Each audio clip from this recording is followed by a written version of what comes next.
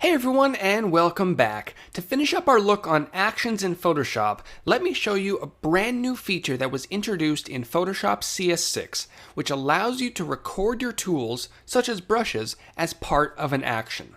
To start, if you don't see your Actions panel on the right side of your workspace, activate it under the Window menu at the top.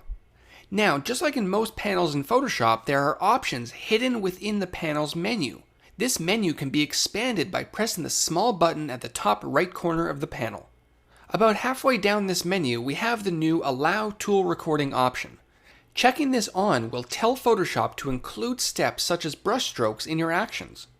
Now, just like we've gone over in past videos, we can create a new action with the Create New Action button at the bottom of the Actions panel. Once you enter a name and press record, everything you do will be recorded, including brush strokes. If you keep an eye on the Actions panel, you'll notice that each time I release my mouse, a new step is created. Now obviously I'm not the best artist, but for artists who are looking to record their masterpieces, this is a fantastic addition to Photoshop. Once you finish your recording, you can play back the exact steps you took to create the design. Clearing what's currently on the document, pressing the play button with our action selected will play back what was just created, stroke by stroke.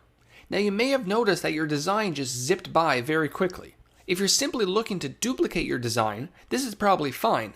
However, if you want to view each step, we can do that too. Back under the hidden menu, hop into your playback options.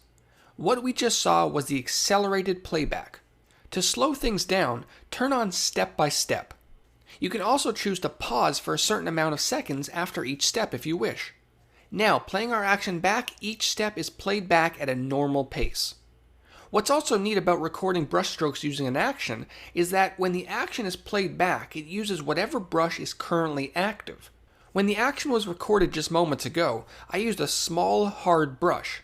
But let me go ahead and switch over to a more artistic brush. I'm also going to change the color as well.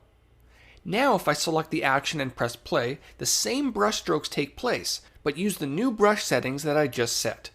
So for those of you, especially artists who are looking to record specific brush strokes or even full paintings using an action, Photoshop CS6 now makes it possible. We'll see you in the next video.